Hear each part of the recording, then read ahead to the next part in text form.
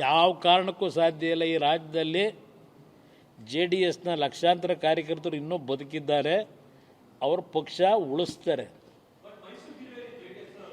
ಮೈಸೂರು ಜಿಲ್ಲೆನಲ್ಲಿ ಮುಂದಿನ ಚುನಾವಣೆ JDS BJP ಎರಡೂ ಪಕ್ಷಗಳು ಜೊತೆಗೂಡಿ 11 ಸೀಟ್ ಏನಿದೆ ಮೈಸೂರಿನಲ್ಲಿ 11ಕ್ಕೆ 11 ಸೀಟ್ನು ಗೆದ್ದರೂ ಆಶ್ಚರ್ಯಪಡಬೇಡಿ. ಏನು ಹೇಳಿ, ಬೇಕಾದಷ್ಟು ಜನ ಅಭ್ಯರ್ಥಿಗಳವರೇ ಬರ್ತಾರೆ, ಅವ್ರದ್ದೇ ಯಾಕೆ ಹೇಳ್ತೀರಿ? ಇಲ್ಲ, ಅವರು ನಮ್ಮ ಜೊತೆನಲ್ಲಿ ಸದ್ಯಕ್ಕಂತೂ ಇಲ್ಲ. ಅವರು ಬೇರೆ ಬೇರೆ ಪಕ್ಷದ ನಾಯಕರ ಜೊತೆ ಬ್ಯುಸಿಯಾಗಿದ್ದಾರೆ.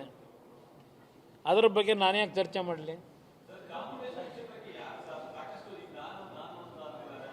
ಚಾಮುಂಡೇಶ್ವರಿ ಕ್ಷೇತ್ರದಲ್ಲಿ ಇವತ್ತು ಅಭ್ಯರ್ಥಿ ಆಗ್ತಕ್ಕಂಥ ವಿಷಯದಲ್ಲಿ ದೊಡ್ಡ ಮಟ್ಟದಲ್ಲೇ ತಯಾರಾಗಿದ್ದಾರೆ ಎಲ್ಲರೂ. ಕಾರ್ಯಕರ್ತರ ಒಂದು ಅಪೇಕ್ಷೆ ಮೇರೆಗೆ ಏನು ತೀರ್ಮಾನ ಮಾಡಬೇಕು ಮಾಡಿ ಇಲ್ಲ, ಅದ್ರ ಬಗ್ಗೆ ಪದೇ ಪದೇ ಚರ್ಚೆ ಮಾಡಿ ನಾವು ಅವ್ರ ಬಗ್ಗೆ ಚರ್ಚೆ ಮಾಡೋದು ಅರ್ಥ ಇಲ್ಲ. ದಯವಿಟ್ಟು ನನ್ನ ಮಾಧ್ಯಮದ ಮಿತ್ರರಿಗೆ ಆ ಹೆಸರನ್ನ ಪದೇ ಪದೇ ನನ್ನ ಮುಂದೆ ಕೇಳಲೇಬೇಡಿ.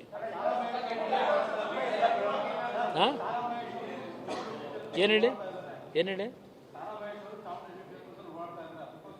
ಭಾಳ ಜನ ಅಭ್ಯರ್ಥಿಗಳಿದ್ದಾರೆ, ಯಾಕೆ ವರಿ ಮಾಡ್ತೀರಿ? ಚಾಮುಂಡೇಶ್ವರಿ ಕ್ಷೇತ್ರ 2026 BJP JDSನ ಸರ್ಕಾರ ಇದ್ದಾಗ ಒಂದು ಉಪಚುನಾವಣೆ ಇಲ್ಲೇ ನಡೀತು.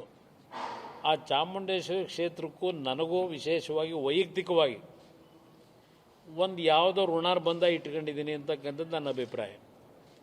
ಚಾಮುಂಡೇಶ್ವರಿ ಕ್ಷೇತ್ರದಲ್ಲಿ ನನ್ನ ಬಗ್ಗೆ ಅಲ್ಲಿರ್ತಕ್ಕಂಥ ಕಾರ್ಯಕರ್ತರು ಹಿರಿಯರೇ ಇರ್ಬೋದು, ಯುವಕರೇ ಇರ್ಬೋದು, ಏನು ಅಭಿಮಾನ ಇಟ್ಕೊಂಡಿದ್ದಾರೆ, ಜಾತಿ ಭೇದ ಮರೆತು ನಾನು ಅರ್ಥ ಮಾಡ್ಕೊಂಡಿದ್ದೀನಿ ಆ ಕ್ಷೇತ್ರದ ಬಗ್ಗೆ, ಚಾಮುಂಡೇಶ್ವರಿ ಕ್ಷೇತ್ರದ ಬಗ್ಗೆ. ಚಾಮುಂಡೇಶ್ವರಿ ಕ್ಷೇತ್ರಕ್ಕೂ ನನಗೂ ಏನೊಂದು ಅನ್ಯೋನ್ಯ ಸಂಬಂಧ ಇದೆ. ಆ ಕ್ಷೇತ್ರದಲ್ಲಿ ಯಾರ ಅಭ್ಯರ್ಥಿಗಳಾದರೂ ಚುನಾವಣೆಯಲ್ಲಿ ಗೆಲ್ತಾರೆ. ಸಮರ್ಥವಾದ ಅಭ್ಯರ್ಥಿಗಳು ಇದ್ದಾರೆ. ಇವತ್ತು ಕೆಲವು ಘಟನೆಗಳು ಕಳೆದ 1 ವರ್ಷದಿಂದ ಏನು ನಡೆದಿದೆ ನನ್ನ ಮನಸ್ಸಿಗೂ ನೋವಿದೆ. ಕುಮಾರಸ್ವಾಮಿ ರಾಜೀನಾಮೆ ಕೊಟ್ಬಿಡ್ತಾನ? ಏನು ತಪ್ಪು ಮಾಡಿದ್ದೀನಿ ಅಂತ ರಾಜೀನಾಮೆ ಕೊಡಬೇಕು ಮೂಡೋದಲ್ಲ ನಾನು? ಇಲ್ಲ, ನನ್ನ ಜೀವನದಲ್ಲಿ ನಾನು ಏನು ತಪ್ಪು ಮಾಡಿದ್ದೀನಿ ಅಂತ ರಾಜೀನಾಮೆ ಕೊಡಬೇಕು? ಸರ್ಕಾರ ನಡೆಸಿದಾಗ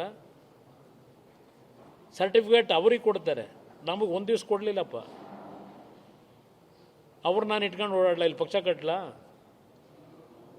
ಅದರಿಂದ ನಿಷ್ಠಾವಂತ ಕಾರ್ಯಕರ್ತರು ಬೇಕಾದಷ್ಟು ಜನ ಇದ್ದಾರೆ, ಅವ್ರು ಕಟ್ತಾರೆ.